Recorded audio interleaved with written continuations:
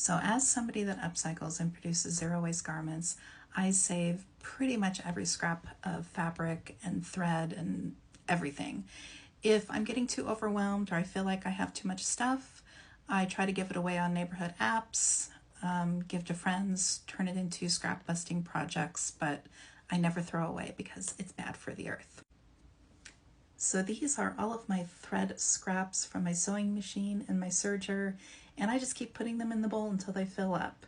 And today I'm going to show you how to make thread scrap beads.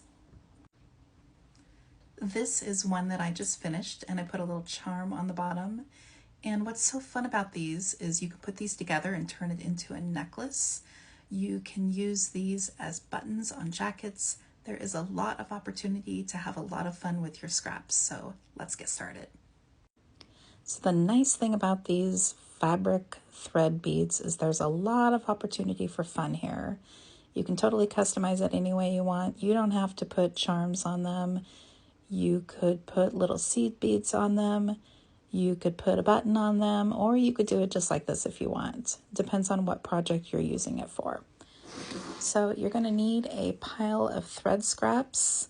These are little cutoffs from my serger. You don't want them to be too wide. You want them to be fairly thin.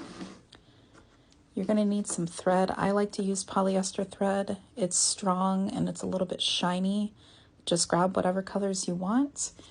And then I'm going to be finishing it off with some embroidery thread. And I also have a bunch of charms here that I'm going to choose one from as well. So I am just going to grab a little bit from my nest pile, and I'm going to cut off about that much. That's going to produce a bead just about this size. So again, it doesn't have to be perfect, just a small little nest pile like this. So to start off, we want to nest our nest pile. I know that sounds weird, doesn't it? And what we're going to do is we're just going to sit here and pull at it and make kind of a little rat's nest of that. And we're going to pull and we're going to start kind of forming a little bit of a ball. And you just keep pulling and forming it over. And right at first, it's going to seem like it doesn't really want to go together, but don't worry. We have a fix for that, and it's going to look awesome in the end.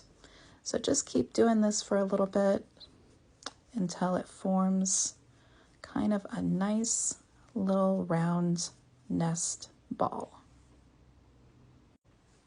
And you can take some of those longer pieces and kind of wrap them around. And once you feel like you've got your best version of kind of this lightweight little nest ball, I just like to rub it in my hand like this, form it into a nice little round nest. Okay, at this point, you're going to want to go ahead and thread a needle. Doesn't matter what color you use. The thread can be roughly about an arm's length. And then you want to go ahead and grab your nest and go ahead and put your needle in at any point. I do like to knot the end of the thread just so it catches there. And it's okay if a few bits and pieces fall off. Don't worry about that. And what we're going to do is I'm going to wrap around in different directions about 2 times. Then I'm going to go ahead and put that needle in again. It doesn't really matter at what point. What you are trying to do is to form this soft shape into kind of like a hard, round little ball. So I'm just going to wrap that around a few more times.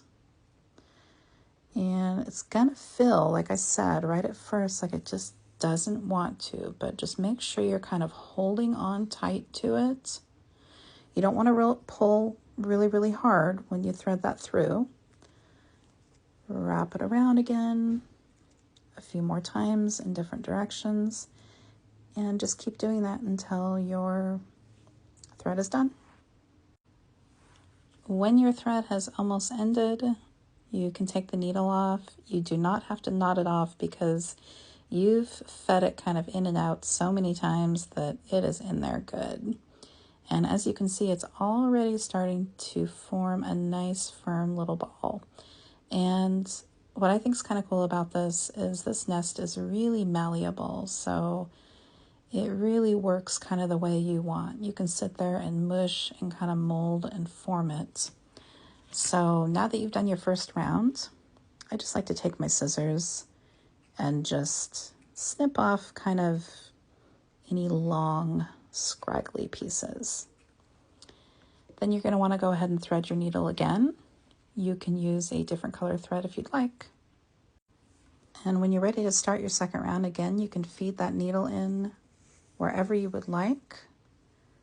And just going to go ahead and wrap that thread around in different directions. And you're just going to pretty much do the same thing you did the first time. Make sure when you pull the thread through, you don't pull too hard. And you can sit there and form and push as you go. As you can see, it has started to turn into a nice kind of firm little round ball just from wrapping it around and threading it in so many times. After that second round, if you want to do a little bit more trimming, you can. If you like those bits that hang off, you can leave them there too. Then you're going to want to go ahead and grab a strand of embroidery thread. Embroidery thread is comprised of 6 strands.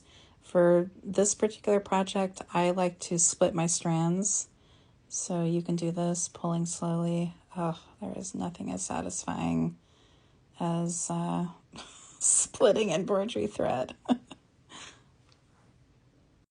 And can I just say, I'm so used to recording like 30-second videos because that's what the algorithm wants. Well, I find it so liberating to record a 10-minute video. So I'm kind of enjoying talking slowly. So you've got your embroidery thread. Just going to want to go ahead and feed that through again at any spot. And again, just start wrapping around in different directions, feeding it back through. And please be careful. I cannot tell you how many times I've poked myself with a needle, and that is not fun. And just keep doing that until the thread has ended. And here is our finished thread scrap bead, and I put a little tree charm on the bottom.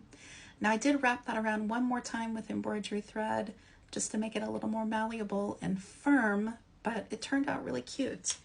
These are such fun little projects to use with thread scraps and little fabric scraps, and you know, it's a way to be creative.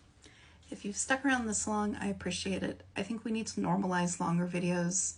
We don't need to give ourselves anxiety and stress trying to produce 30 to 60-second tutorials on how to do things because it's not really going to teach you how to do it. I think we need to get in front of the camera and we need to spend that max amount of time just talking, visiting with people, and teaching them how to do things. So I hope you've enjoyed. Leave a comment below if you want to have more tutorials on thread scraps, and talk to you soon.